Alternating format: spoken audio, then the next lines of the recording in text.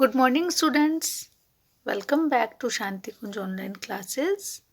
Beta, from today onwards, we will start our second term. बेटा history में हम first और सेकंड चैप्टर फर्स्ट टर्म में पढ़ चुके हैं और सेकंड टर्म हमारा चैप्टर 3 से स्टार्ट होगा। तो चलिए बच्चों पढ़ना स्टार्ट करते हैं। चैप्टर 3, नाज़ीवाद और हिटलर का उदय। बच्चों, वर्ष 1945 के वसंत में हेलमुट नाम का एक 11 साल का जर्मन लड़का जो था वो अपने बिस्तर पर लेटे हुए कुछ सोच रहा था कि उसी समय उसको अपने मम्मी पापा की दबी दबी सी आवाज़ें सुनाई देने लगी। तब हेलमुट ने कान लगाकर उनकी बातचीत सुनने का प्रयास किया तो उसको लगा कि जो उसके मम्मी पापा हैं वो किसी गंभीर मुद्दे पर बात कर रहे हैं, उनमें बहस हो रही है। हेलमुट के जो पिता थे वो एक जाने माने चिकित्सक थे। उस समय वे अपनी पत्नी से इस विषय पे बात कर रहे थे कि क्या उन्हें पूरे परिवार को खत्म कर देना चाहिए या अकेले ही आत्महत्या कर लेनी चाहिए। उन्हें अपना जो भविष्य था वो सुरक्षित नहीं दिखाई दे रहा था। वे घबराहट भरे स्वर में कह रहे थे कि अब मित्र राष्ट्र भी हमारे साथ वैसा ही व्यवहार करेंगे जैसा हमने अपाहिजों और यहूदियों के साथ किया था। और अगले ही दिन बच्चों वे हेलमुट को लेकर बाग में घूमने गए। ये अंतिम अवसर था जब हेलमुट अपने पिता के साथ बाग में गया था। और बच्चों कुछ समय बाद ही हेलमुट के पिता ने अपने दफ्तर में अपने आप को गोली मार ली। अब हेलमुट की यादों में वह क्षण अभी भी जिंदा है।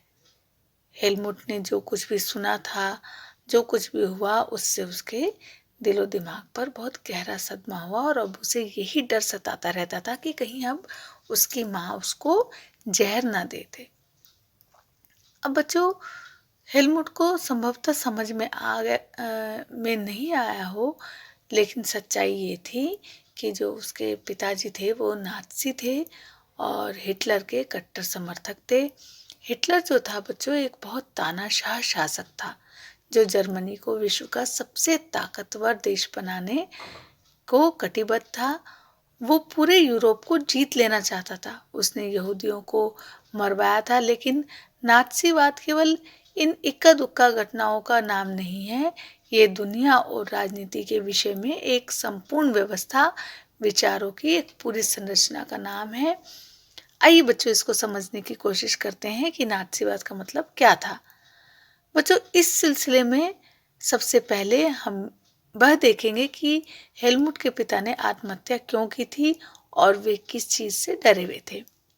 स्टूडेंट्स, मई 1945 में जर्मनी ने मित्र राष्ट्रों के सामने समर्पण कर दिया था और जो हिटलर था उसको इस बात का अंदाजा हो चुका था कि अब उसकी लड़ाई का क्या परिणाम होने वाला है। इसलिए हिटलर और उसके जो प्रचार मंत्री थे गोबल्स ने बर्लिन के एक बंकर में अपने पूरे परिवार के साथ अप्रैल में ही आत्महत्या कर ली थी।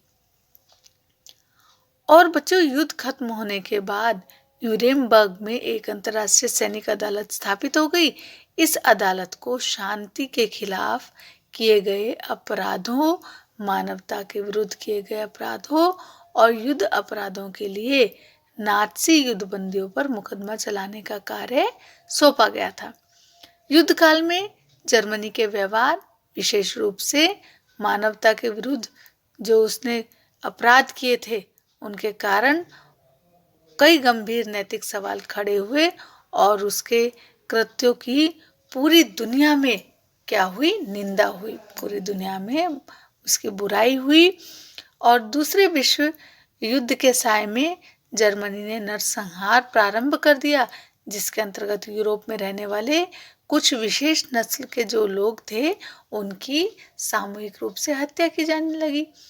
और बच्चों इस युद्ध में लगभग 60 लाख यहूदी, 2 लाख जिप्सी और 10 लाख पोलैंड के नागरिक मारे गए। साथ ही मानसिक और शारीरिक रूप से अपंग जो घोषित किए गए थे वो थे 70,000 जर्मन जो नागरिक थे उनको क्या किया गया, मानसिक और शारीरिक रूप से अपंग घोषित करके बच्चों उनको भी मार दिया गया।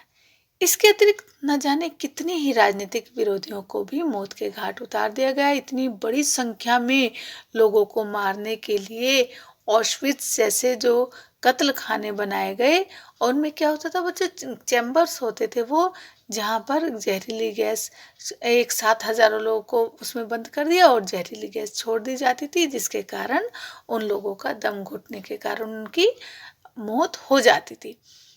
न्यूरेमबर्ग अदालत ने केवल 11 मुख्य नाज़ियों को ही मौत की सजा दी। बाकी आरोपियों में से तो बहुतों को उम्र कैद की सजा सुनाई गई। सजा तो मिली बच्चों ने, लेकिन नाज़ियों को जो सजा दी गई थी वो उनकी बर्बरता और उनके अत्याचारों की तुलना में बहुत छोटी थी।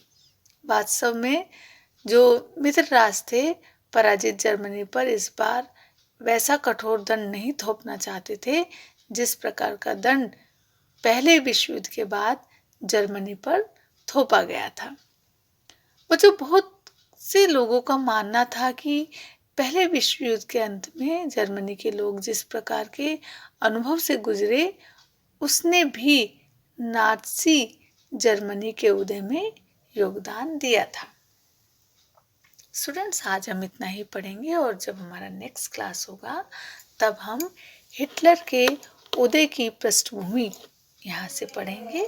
सभी बच्चे होमवर्क से आज हमने जितना पढ़ा उसको पढ़ेंगे, ठीक है बच्चों? तो चलिए बेटा, फिर मिलते हैं नेक्स्ट क्लास में। तब तक के लिए take care and bye bye.